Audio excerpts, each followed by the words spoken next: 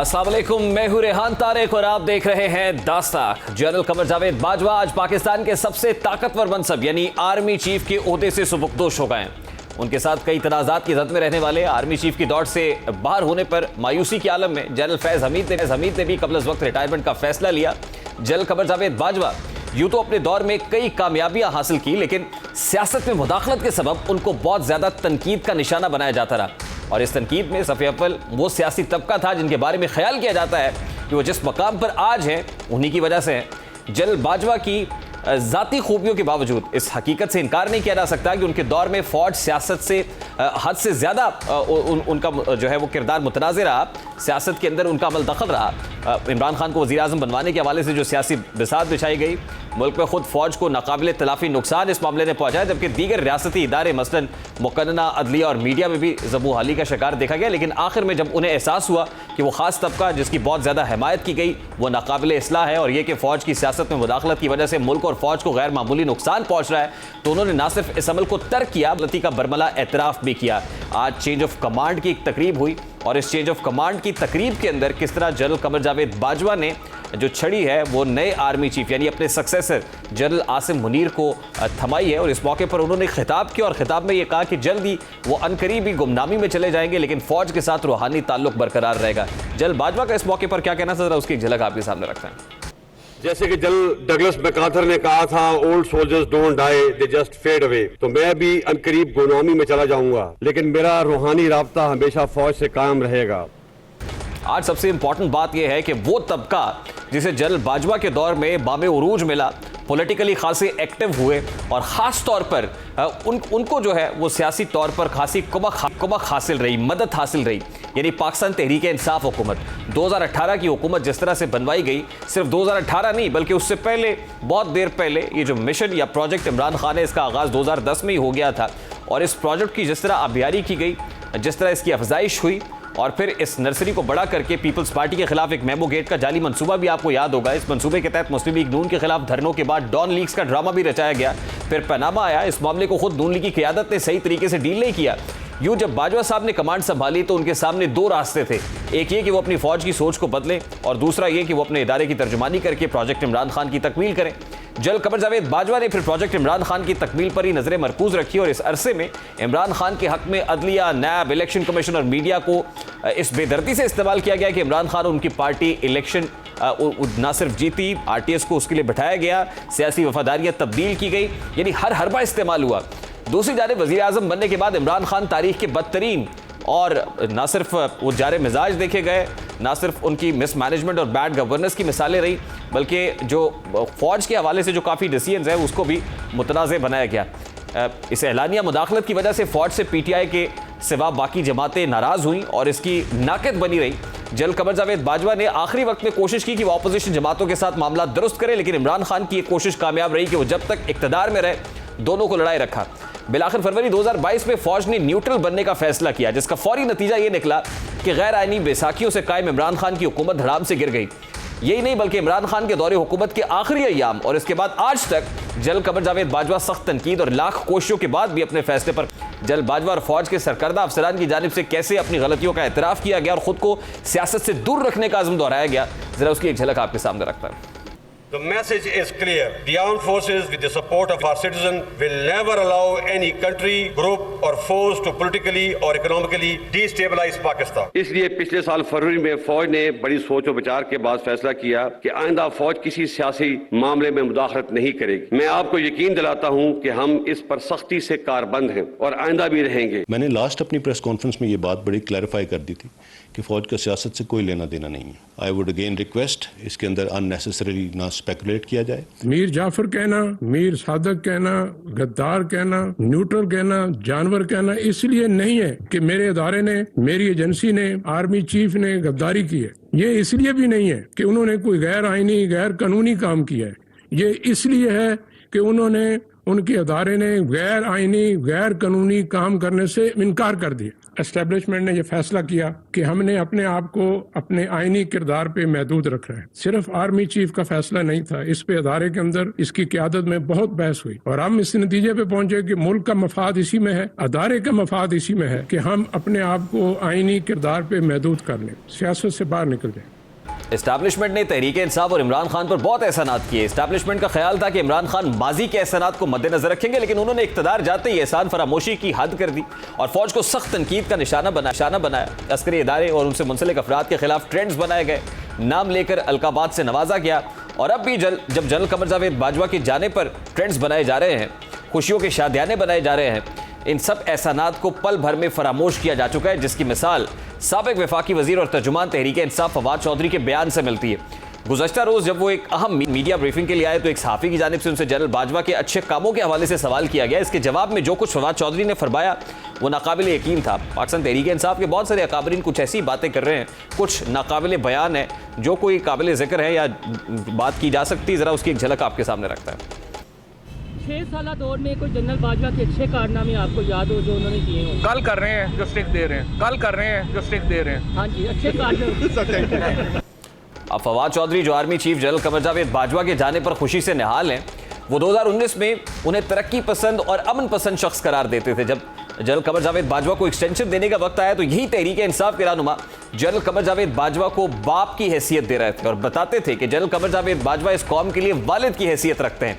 बरबला ये बात दोहराई जा रही है कि आने वाले वक्त में फौज के किरदार को देखकर बताया जाएगा कि आया फौज न्यूट्रल हुई है या नहीं हुई। जब फौज पॉलिटिकल हो गई है तो बार बार ये मुतालबा किया जा रहा है कि फौज अपना जो न्यूट्रल रोल है उसको छोड़कर पाकिस्तान तहरीक इंसाफ की किसी न किसी तरह मदद कर दे। इमरान खान की सियासी तारीख एहसान फरामोशी की मिसालों से भरी पड़ी है। बतौर जमात तहरीक इंसाफ के अंदर जमहूरियत नाम की कोई चीज़ मौजूद नहीं और ना ही इख्तिलाफ राय का हक है। चेयरमैन पाकिस्तान तहरीक इंसाफ इमरान खान जब उनसे किसी ने इख्तिलाफ किया तो उसे क्या खुमियाजा भुगतना पड़ा, उनको जब भी किसी ने सही राह दिखाई है, गलतियों की निशानदेही करने की कोशिश की है तो ये उनके खिलाफ हो गए, जिसकी सबसे बड़ी मिसाल खुद नए आर्मी चीफ सैयद आसिम मुनीर है, जिन्होंने DGISI होते हुए जब इमरान खान को उनकी अहलिया और फराह गोगी की करप्शन के हवाले से आगाह करने की कोशिश की थी तो इमरान खान ने उन्हें ही ओहदे से हटवाने में कलीदी किरदार अदा किया था। Makhdoom Javed Hashmi, Hamid Khan, Faisal Vawda, justice retired Wajiuddin, Akbar S Babar, Jahangir Tareen, Noon Chaudhary समेत कई ऐसी मिसालें मौजूद हैं जिन्होंने इमरान खान की पॉलिसी से इख्तिलाफ किया या उन्हें सच बताने की कोशिश की तो चेयरमैन PTI ने उन्हें पल भर में ना सिर्फ नज़रअंदाज किया बल्कि उन्हें पार्टी से ही फारिग कर दिया। अब आज ओहदा संभालने के बाद पाक फौज के सिपा सलार के कांधों पर भारी रिस्पॉन्सिबिलिटी है। जो जनरल कमर जावेद बाजवा कह गए हैं ये पॉलिटिकल रहने का, उनके सक्सेसर क्या इस तसलसल को बरकरार रख पाएंगे और उनको क्या क्या चैलेंजेस दरपेश होंगे, जनरल बाजवा का दौर कैसा रहा, इस सब पर बात करेंगे। इस वक्त सीनियर साफी तज्जियाकार सुहेल वड़ाइच साहब हमारे साथ मौजूद हैं। अस्सलाम वालेकुम सुहेल वड़ाइच साहब, बहुत बहुत शुक्रिया आपके वक्त के लिए। सुहेल वड़ाइच साहब, सबसे पहले तो outgoing chief of the army staff general Qamar Javed Bajwa ने आज फौज की कमान सैयद जनरल आसिम मुनीर साहब को सौंप दी है। बतौर chief of the army staff general Qamar Javed Bajwa का 6 साला दौर कैसा रहा, आप इसको कैसे देखते हैं? मिक्स था दौर, इसमें कुछ पॉजिटिव चीज़ें भी थीं, कुछ नेगेटिव चीज़ें भी थीं। नेगेटिव चीज़ ये थी कि शुरू में उन्होंने जिस तरह से 2018 के इलेक्शन में रोल अदा किया या जिस तरह नवाज शरीफ की रुखसती के वक्त रोल अदा किया, वो रोल मुनासिब नहीं था, वो ज़्यादती थी। वो बहुत ज़्यादा सियासत में फ़ौज को मुदाखलत की गई, वो मुनासिब नहीं था। उसके बाद से उन्होंने वो न्यूट्रल हुए। न्यूट्रल होने के भी अपने नुकसानात भी थे, फ़ायदे भी थे। फ़ायदा ये हुआ कि उससे PDM की हुकूमत बन गई, नुकसान ये हुआ कि इमरान खान लूज़ कर गए।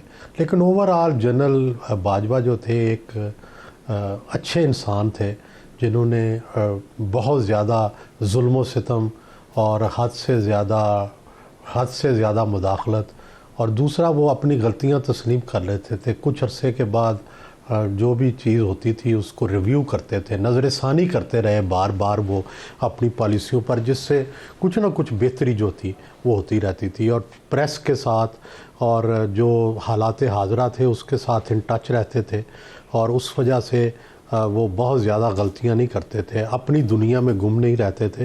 वो इस दुनिया की खबर रखते थे और इस दुनिया की खबर रख के इस्लाह करते रहते थे। देखिए 2018 में जो रोल उन्होंने अदा किया और उससे पाकिस्तान तहरीक इंसाफ की हुकूमत बनी, ना सिर्फ पाकिस्तान तहरीक इंसाफ को बल्कि चेयरमैन तहरीक इंसाफ इमरान खान खुद वज़ीर आज़म पाकिस्तान बने और उसके बाद जनरल बाजवा ने के किरदार की तारीफ़ें इमरान खान और पाकिस्तान तहरीक इंसाफ करती रही, वो उनको अपना मोहसिन गर्दानते रहे। लेकिन आज जब जनरल बाजवा रिटायर होकर घर चले गए हैं तो सबसे ज़्यादा तनकीद इमरान खान और पाकिस्तान तहरीक इंसाफ की जानिब से हो रही है, खुलेआम हो रही है। सोशल मीडिया पर ट्रेंड्स यूज़ किए जा रहे हैं, हैशटैग्स के ज़रिए से ऐसी बातें हो रही हैं, मेरा ख्याल है कि जो यहाँ कहना मुनासिब भी नहीं है। क्या वजह है कि वो इमरान खान और पाकिस्तान तहरीक इंसाफ जो जनरल बाजवा को अपना मोहसिन समझते थे, इसलिए कि 2018 में उनका खासा पॉलिटिकल रोल था, उसके नतीजे में इमरान खान को फायदा हुआ, पाकिस्तान तहरीक इंसाफ को फायदा हुआ, लेकिन आज जब जनरल बाजवा चले गए हैं तो उसी मोहसिन को इन अल्फाज में याद किया जा रहा है। मेरा ख्याल है जनरल बाजवा आखिरी दिन तक उनके मोहसिन रहे। जो इमरान खान के ख़िलाफ़ कोई घेरा तंग नहीं हुआ, गिरफ़्तार नहीं हुए, उनके ख़िलाफ़ कोई केसेस नहीं बने, ये भी जनरल बाजवा की मेहरबानी थी। जनरल बाजवा का हमेशा इमरान खान के लिए सॉफ्ट कॉर्नर रहा। आप जो भी तहरीक इंसाफ कहती रहे, जनरल बाजवा का दौर बड़ा नेमत था तहरीक इंसाफ के लिए।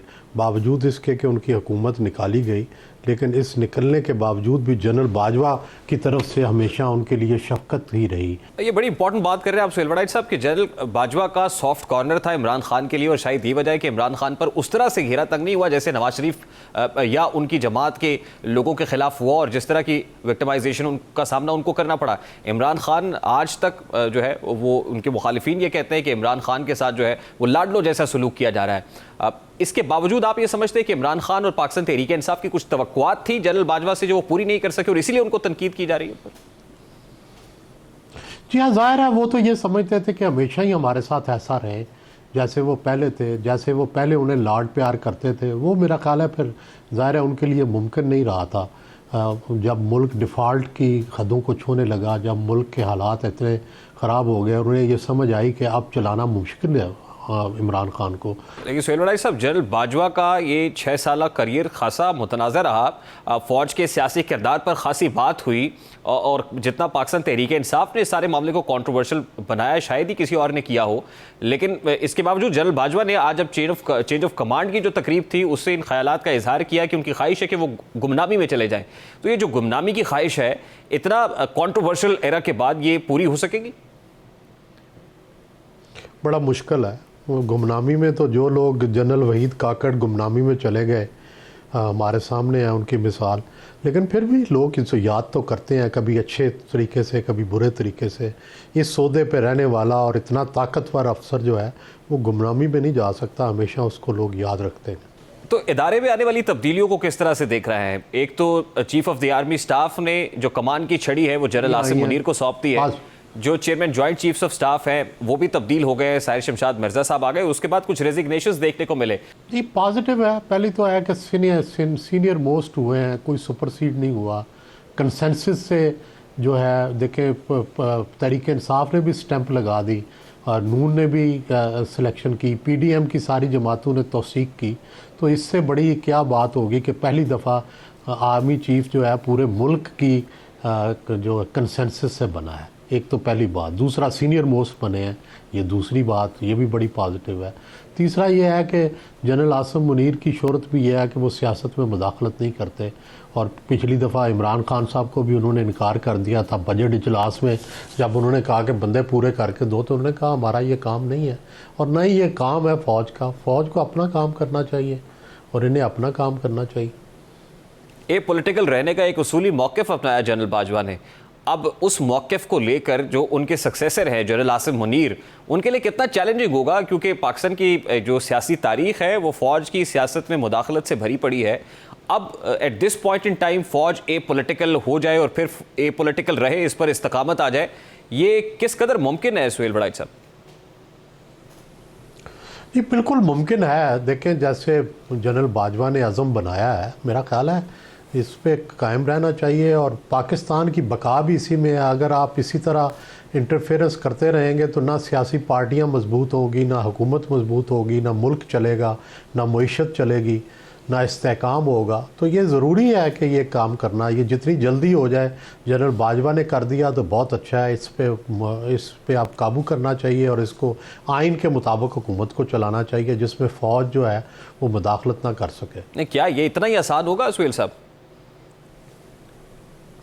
नहीं, मुश्किल है, ज़ाहिर है टेम्पटेशन होती है इतना, और इसका एक माजी है, उस माजी से निकलना भी मुश्किल होता है। लेकिन बहरहाल ये मुमकिन है, दुनिया भर में ये मुमकिन हुआ है, तो पाकिस्तान में क्यों नहीं मुमकिन होगा? पाकिस्तान में भी ये करना चाहिए, और इससे मुल्क जो है मजबूत होगा। इसके फिर फ़वाइद देखेंगे सब, और फ़वाइद से बहरामंद होंगे फिर। लेकिन ये भी तो ग्राउंड रियलिटी है कि पाकिस्तान तहरीक इंसाफ एक पॉपुलर पार्टी तो है, एक मकबूल जमात है। फिर जो हालिया इंतखाबात है कश्मीर के अंदर भी, बाई इलेक्शंस को, उसमें भी वो ये साबित तो करते हैं कि उनकी पॉपुलैरिटी तो है। तो ऐसी पार्टी जब वो बार बार ये क्लेम कर रही हो, कह रही हो सुप्रीम कोर्ट ऑफ पाकिस्तान से भी, इस्टेब्लिशमेंट से भी, कि वो अपना रोल अदा करें, तो ऐसे में खासा चैलेंजिंग नहीं होगा? जी चैलेंजिंग है, लेकिन बहरहाल इस चैलेंज से फ़ौज के अंदर सलाहियत है कि इस चैलेंज से खुदा बरा हो। और फ़ौज बड़ी हमारी बड़ा अच्छा इदारा है, बड़े उसके अंदर टैलेंटेड लोग हैं। मेरा ख्याल है वो कर सकते हैं, उन्हें करना चाहिए अगर, और इसके अलावा चाराकार नहीं है आज की दुनिया में। अगर मुदाखलत करते रहेंगे तो पाकिस्तान के ऊपर सारी दुनिया का ब्लेम रहेगा। पाकिस्तान देखें कहाँ कहाँ से निकला है, दहशतगर्दी की फ़हरिस्त में आ गया था, फैटिफ की फ़हरिस्त में आ गया था। तो ये सारी इसीलिए है कि फ़ौज की मुदाखलत होती है। कभी कहते हैं कि दहशतगर्दी के पीछे फ़ौज है, कभी कहते हैं कि जनाब सियासत के पीछे फ़ौज है, कभी कहते हैं हर मामले में फ़ौज है। तो इसको जितना आप निकालेंगे उतना मुल्क बेहतर होता चला जाए। देखिए, एक परसेप्शन भी था कि इमरान खान उनका बतौर वज़ीर आज़म सामने आना, उनकी पार्टी का लार्जेस्ट पार्टी के तौर पर उभरना, ये बैसाखियों का मरहून मिन्नत था, या ये अंपायर की उंगली का जो है वो शाखसाना था। तो आपको क्या लगता है कि अब जब ये नहीं रहा है, ये फ़ौज ये पॉलिटिकल हो गई है, तो आने वाले दिनों में इमरान खान के लिए क्या मुश्किलात होंगी? कितना चैलेंजिंग हो जाएगा? उनका पॉलिटिकल सर्वाइवल मुमकिन होगा? देखिए, उनके लिए एक ही प्रॉब्लम हो रही है। देखिए, पॉलिटिकली तो वो बड़े पॉपुलर हैं और बड़ा अवामी तौर पे उनको रिस्पांस भी मिल रहा है, और इलेक्शन भी जितने हैं वो जीत रहे हैं। लेकिन दूसरी तरफ जो उनकी दूसरी साइड है, जो कि आप इस्टेब्लिशमेंट के साथ एक रिलेशनशिप रखते हैं थर्ड वर्ल्ड कंट्रीज़ के अंदर, आप ये तो नहीं कह सकते कि टोटली फ़ौज गैर सियासी हो जाएगी, टोटली फ़ौज बिल्कुल देखेगी ही नहीं सियासत में क्या हो रहा है, फ़ौज ये तो करेगी ही नहीं, ये तो नहीं है। फ़ौज लॉ एंड आर्डर ख़राब होगा तो फ़ौज को आना पड़ेगा, मुल्क के अंदर कोई मुआशी बहरान आएगा, उसका फ़ौज को नुकसान होगा, तो फ़ौज किसी ना किसी तरह तो इन टच रहेगी। लेकिन सुहेल वड़ाई साहब, इमरान खान साहब के जो मुतालबात हैं या जो उनके इश्यूज़ हैं, वो पॉलिटिकल फोर्सेस से तो बात नहीं करते, और ना ही उस रास्ते से वो अब हल होते हुए दिखाई दे रहे हैं। वो तो देखते हैं इस्टेब्लिशमेंट की तरफ। ये गलत कर रहे हैं जी, ये गलत कर रहे हैं ना, यही तो वो गलत कर रहे हैं। मैं यही तो कह रहा हूँ कि ये गलत कर रहे हैं। वो अपने फ़लसफ़े को, नज़रिए को चेंज करें, और एक ऐसा प्राइम मिनिस्टर बने और ऐसी सियासी लीडर बने कि जो आइन पर यकीन रखता हो। ये तो आइन से मावरा बात है ना कि फ़ौज मुदाखलत करे और आप फ़ौज से मुज़ाकरात करें इलेक्शन के लिए, तो ये दोनों गलत बातें हैं। मेरा ख्याल है इमरान खान साहब को अपनी इस पॉलिसी पर नज़रसानी करनी चाहिए, और अपने फ़लसफ़े और अपने नज़रिए के अंदर भी ये तरमीम करनी चाहिए। लास्टली सुहेल वड़ाई साहब, on the face of it तो यही लगता है कि face saving card Imran Khan ने 26 को खेला, कि उन्होंने सूबाई असम्बलीज डिज़ोल्व करने का फैसला किया, और अभी भी खबरें आ रही है कि असम्बलीज डिज़ोल्व की जाएंगी, और दूसरी तरफ जो पंजाब के अंदर अपोजिशन है वो इस इकदाम को रोकने की हर मुमकिन कोशिश करेगी। लेकिन इमरान खान का ये ट्रम्प कार्ड आपको कामयाब होता हुआ दिखाई दे रहा है? देखिए, ये बड़ा ख़तरनाक कार्ड है, और मेरा ख्याल है कि ये कामयाब हो जाएगा। अगर वाकई उन्होंने असम्बलियों से इस्तीफ़े दे दिए तो फिर इलेक्शन के अलावा कोई रास्ता नहीं रहेगा। फिर इलेक्शन करवाना पड़ेगा, और जल्दी से जल्दी करवाना पड़ेगा। फिर ना असम्बलियाँ चल सकती हैं, ना हुकूमत चल सकती है। फिर बैसाखियाँ ख़त्म हो जाएंगी। जब आधी अपोजिशन ही नहीं होगी किसी भी असम्बली में, तो फिर कोई बहाना नहीं रहेगा कि असम इलेक्शन क्यों नहीं हो सकता। आपको लगता है इमरान खान असम्बलीज डिज़ोल्व कर देंगे? मेरा ख्याल है फ़ौरन नहीं करेंगे, कुछ वक्त लेंगे। और इलेक्शन कमीशन का रद्द-ए-अमल के अगर वो करेंगे भी, तो हम उन असम्बलीज और उन सीटों के ऊपर इलेक्शंस करा देंगे, तो इसका मतलब ये है कि मरकज़ में मौजूद हुकूमत तो कायम रहेगी। नहीं, अगर असम्बली डिज़ाल्व होगी तो फिर कैसे करवा सकते हैं? तो असम्बली डिज़ाल्व कर सकते हैं, 2 जगह तो असम्बली डिज़ाल्व कर सकते हैं, और 2 जगह अगर हो गई और कौमी असम्बली भी आधी खाली है, तो फिर बड़ा मुश्किल हो जाएगा कि इतनी सीटों पर बाय इलेक्शन करवाना। लेकिन सुहेल साहब, इस वक्त वफाकी हुकूमत तो खासी अपने फैसले में अटल दिखाई दे रही है कि इलेक्शंस तो 2023 में भी नहीं 2024 में होंगे। आपको लगता है कि इस फैसले पर भी इसकी भी चेंज करना पड़ेगा उन्हें? अगर इमरान खान ने ये फैसला कर लिया, अगर वाकई डिज़ाइन कर दिया, अगर वाकई असम्बलियाँ डिज़ाल्व कर दी, तो फिर वफाकी हुकूमत अपने फैसले पे कायम नहीं रह सकती, उसको अपना फ़ैसला तब्दील करना पड़ेगा। उन्हें चाहिए कि इमरान खान को मनाएं, उनको असम्बली में लेके जाएं, उनके साथ मुज़ाकरात करें, उनको डेट दें। तो कोई इतना लंबा फ़र्क नहीं है, मार्च अप्रैल में ये कह रहे हैं, वो सितंबर में कह रहे हैं, तो बात यह है कि इतना कोई फ़र्क तो है नहीं। तो मेरा ख्याल है कि ये फ़र्क निकल सकता है, तो ये अगर आपस में बैठे तो। बहुत बहुत शुक्रिया सुहेल वड़ाइच साहब, सीनियर सहाफ़ी तज्ज़ियाकार हमारे साथ मौजूद थे। अभी एक ब्रेक लेंगे और ब्रेक के बाद जब वापस आएंगे, सूबाई असम्बलियों से निकलने का फैसला पाकिस्तान तहरीक इंसाफ का है, दूसरी तरफ हुकूमत ने क्या तैयारी कर रखी, बात करेंगे इस ब्रेक के बाद हमारे साथ।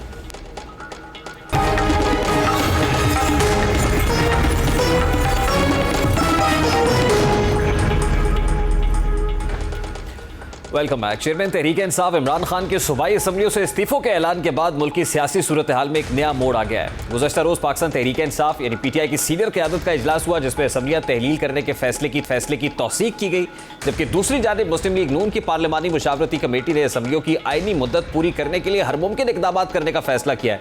आज पाकिस्तान पीपल्स पार्टी के पार्लिमानी लीडर पंजाब असम्बली में हसन मुर्तज़ा, हमजा शहबाज जो अपोजिशन लीडर है पंजाब असम्बली में, उनसे मुलाकात के लिए गए। प्रेसिडेंट आसिफ अली जरदारी साहब जो साबिक सदर आसिफ अली जरदारी और पाकिस्तान पीपल्स पार्टी के शरीक चेयरमैन, उनकी एडवाइस पर वो गए, उनसे मुलाकात हुई और मुलाकात के बाद अता तारड़ मुर्तज़ा ने एक प्रेस कॉन्फ्रेंस की। वो क्या कह रहे थे, उसकी झलक आपके सामने रखता है। आज आपस में पाकिस्तान मुस्लिम लीग नून ने और पाकिस्तान पीपल्स पार्टी ने ये तहैया किया है, हर हरबा इस्तेमाल करेंगे मगर असेंबली पंजाब असेंबली को तहलील नहीं होने देंगे। इस जमहूरी जद्दोजहद में अपने इत्तेहादियों के साथ बिल्कुल शाना बशाना होगी। हमने हमेशा ये बात कही है कि हमने ये जिम्मेदारियां जो ली थी ये मुल्क के लिए, कौम के लिए ली थी, और पाकिस्तान पीपल्स पार्टी और PMLN जो है अपनी जिम्मेदारी के साथ, क्योंकि हमने इस जमहूरियत की बहाली के लिए बड़ी कुर्बानियाँ दी हैं।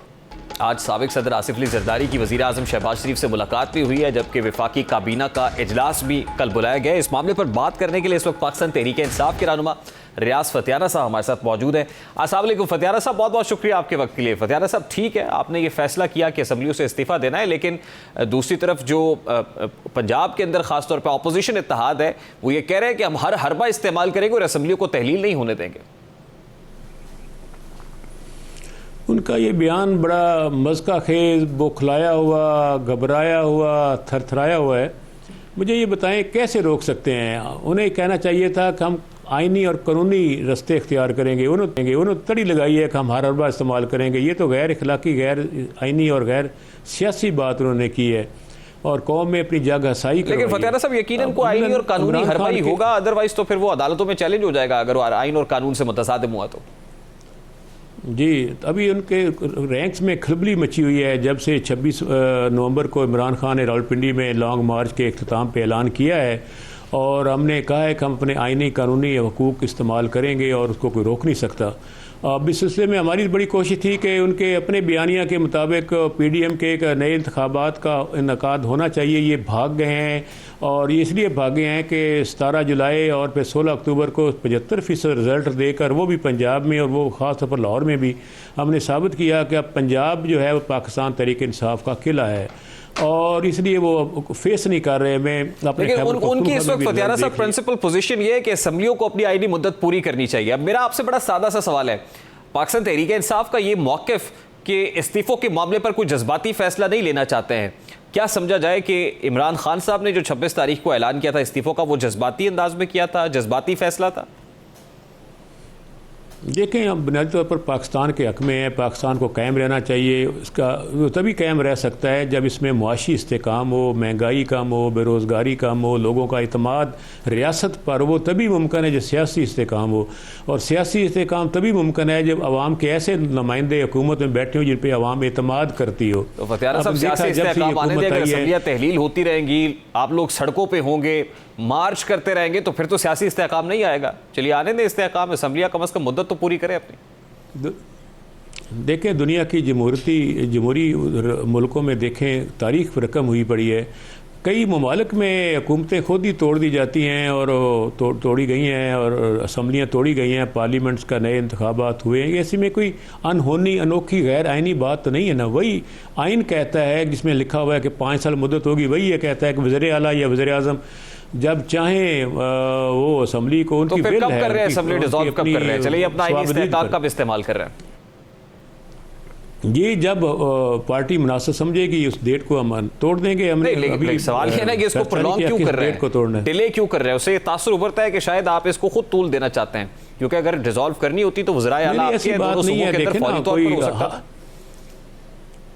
देखें, कोई भी इकदाम करने से पहले उसके सारी चीज़ों को पेश नज़र रखना होता है, उसकी तैयारी करनी होती है। अभी हमने बहुत सी चीज़ों को देखना है और फिर जमहूरी तरीके से करना है। पार्लिमानी पार्टी का इजलास तलब कर लिया गया है फ्राइडे को, जुमे को लाहौर में पंजाब असम्बली का, और हफ्ते को खैबर पख्तूनख्वा असम्बली का। इमरान खान उसको चेयर करेंगे, सबकी राय लेंगे, सबको एतमाद में लेंगे और उसके बाद एग्जैक्ट डेट का तयन करेंगे किस डेट को असम्बली डिसॉल्व की जाएगी। इस्तीफे पंजाब असम्बली का इजलास गुज़श्ता 4 महीने से हो रहा है, वो इजलास नहीं टूट रहा सिर्फ इस डर से कि कई तहरीक अदम एतमाद ना आ जाए। आप ये कह रहे हैं कि इस वक्त पाकिस्तान मुस्लिम लीग नून पीपल्स पार्टी इत्तेहाद के रैक्स में खलबली मची हुई है, तो 4 महीने से जो इजलास जारी है वो क्या अंडर प्रेशर जारी है? उसको नहीं रोका जा रहा, तोड़ा जा रहा, प्रोग नहीं हो रहा? जी, यही कैफियत नेशनल असम्बली की है। वो भी पिछले बजट से आज तक ड्यूरिंग पूरे अरसे में इन सेशन है असम्बली, उनको भी चाहिए था कौमी असम्बली का इजलास बर्खास्त कर देते, वो बर्खास्त नहीं हुआ। इसलिए ये कोई ऐसी बात नहीं है, आइन और कानून इजाज़त देता है कि जब चाहें स्पीकर इस इजलास को प्ररोग कर दें। वो नहीं किया, उसकी वजह क्या है? नहीं जा सकता उन पर, उसकी कोई वजह नहीं है कि बजाय हर दफ़ा देखें इसमें असम्बली का पैसा भी बचता है ना। बजाय एक दफ़ा अब डिसॉल्व इजलास बर्खास्त करते हैं तो आने जाने का टीए देना पड़ता है, ट्रैवल अलाउंस। अगर इजलास कंटिन्यू कर रहा है तो आने जाने का ट्रैवल अलाउंस नहीं देना पड़ता, उससे तो बचत हो रही है। ये तो रिवायात के भी खिलाफ है कि इजलास चल रहा हो तो उस दौरान असम्बली तहलील नहीं हो सकती, इजलास चल रहा हो तहरीक अदम एतमाद नहीं आ सकती। ये आइन देखें 1973 का आइन है, वो तो कोई हमने तो नहीं बनाया, पहले का आइन बना हुआ है। ये सारी चीज़ें रिक्वायरमेंट्स मौजूद हैं, इनकी सब की हुकूमतें गुजरी हैं। PDM की तीनों जमातें बड़ी जो हैं इक़्तिदार में रही हैं, उनको चाहिए था इस चीज़ को चेंज कर देते, शिक बदल देते। 18वीं तरमीम में बहुत कुछ इन्होंने किया है, ये भी कर देते। तो इसलिए तो आइन के मुताबिक हम कर रहे हैं। और ये जब तक ये सेशन चल रहा है ना ये एतमाद के वोट का कह सकते हैं, ना अदम एतमाद की तहरीक ला सकते हैं। आप तो आने दें सर, अदम एतमाद की तहरीक भी लाना चाहते हैं तो लाने दें, आपके पास तो नंबर्स पूरे हैं ना। वो ला नहीं सकते, लाना चाहें ले आए। हमारे पास 191 अरकान है, बहुत बड़ी तादाद हमारे पास है। जब तक 7 लोग चाहिए, 20-25 लोग वो कहते हैं हमारे साथ राब्ते में। नहीं, राब्ते में क्या मतलब है? अभी एक फैसला आ चुका है आला अदलिया का, जिन लोगों ने इनको वोट दिया था हमजा शहबाज शरीफ को वज़ीर आला का, वो सारे डी-सीट होकर घरों को चले गए और वो कोई उनमें से वापस भी नहीं आया, सारे हार गए। और वो सीट्स दोबारा PTI ने वापस ले रही। 17 जुलाई को क्या हुआ है? अब वो स्पीकर की नॉमिनेशन का मामला भी अभी तक लाहौर हाई कोर्ट के अंदर पेंडिंग है, वो इसको भी देख रहे हैं, इस पर भी कानूनी चाराजोई हो सकती है, उस मामले को भी टेकअप किया जा सकता है। हमें कब रोका है जनाब? अदालतें मौजूद हैं, जहाँ जाना चाहें जाएं। अब तो सबसे बड़ी बात यह है कि नए आर्मी चीफ आए हैं और उन्होंने आते ही ऐलान किया है कि और फैसला किया है कि फ़ौज इम्पार्शियल हकीकी मानों में न्यूट्रल होगी। तो हम तो इसको खुश आइन तब्दीली समझते हैं। अच्छा, ये कोई कमेंट सर मुझे, क्योंकि प्रोड्यूसर बार-बार मेरे कान में ब्रेक लेने का कह रहे हैं, कोई कमेंट? ये नए आर्मी चीफ तो आ गए, लेकिन आउटगोइंग आर्मी चीफ के खिलाफ जो इतनी तनकीद हो रही है, आप ही के तो मिसाली ताल्लुकात थे, हाइब्रिड रजीम थी, सेम पेज था, अब इतनी तनकीद क्यों हो रही है? जी, अब सारी कौम आज़ाद है। आइन का आर्टिकल 15, 16, 17, 18 इस बात की हक देते हैं कि अपनी आज़ादी राय है, आज़ार राय है। Access to information article 19A उसको इंश्योर करता है। तो इसमें हर्ज क्या है? मेरा ख्याल है बेहतर है कि एहतसाब का अमल से कोई भी मुकद्दस गाय नहीं है। जो भी गलती करे उसका एहतसाब और उसके बारे में मीडिया में बात होनी चाहिए। और हुई है, खुद भी प्रेसिडेंट अपनाना चाहिए सर। मेरा ख्याल है एहतसाब के लिए खुद भी जो है वो अपने आप को सामने रखना चाहिए। मुझे ब्रेक आ रहा है, let's take a very quick short break. Break के बाद वापस आते हैं।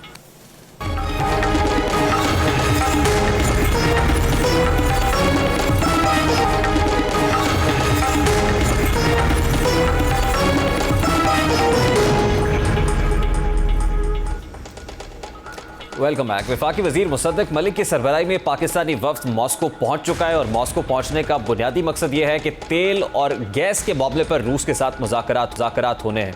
और पाकिस्तान की जानिब से कोशिश की जाएगी कि जो LNG सप्लाईज है उनको बेहतर किया जाए और जिस रेट पर रूस इंडिया को यानी भारत को LNG फराहम कर रहा है उसी रेट पर उसी दाम पर 3 से 5 LNG कार्गोज हर महीने पाकिस्तान पहुंच सके। उसके अलावा जो गैस पाइपलाइन है खासतौर पे पाकिस्तान स्ट्रीम पाइपलाइन उसको भी उसके ऊपर जो काम है उसको जल्द अज जल्द शुरू किया जा सके। तो ये बड़े इंपॉर्टेंट 2 एवेन्यूज़ हैं जिसको टैप इन किया जाएगा और पाकिस्तानी वफ्द इन्हीं 2 एवेन्यूज़ पर बात करने के लिए मॉस्को में मौजूद है। लेकिन एक और बड़ा इंपॉर्टेंट मामला है और वो इंपॉर्टेंट मामला ये कि ग्लोबली जो डीजल की शॉर्टेजेस हैं वो भी हो रही हैं और पाकिस्तान के अंदर भी डीजल बहरान सर उठा रहा है। वो पाकिस्तान के दर पर भी दस्तक दे रहा है। जो इस वक्त हमारे मौजूद है डीजल वो तो यूटिलाइज हो रहा है लेकिन इस बात के कभी इम्कानात बल्कि खदशात है कि 30 तारीख तक जो है वो 30 दिसंबर बताई जा रही है कि जब तक ये जो डिपोज में ऑलरेडी ज़ख़ीरा शुदा डीजल है ये भी ख़त्म हो जाएगा। जब ख़त्म होगा तो उसके बाद यकीनन लाइनें लग जाएंगी।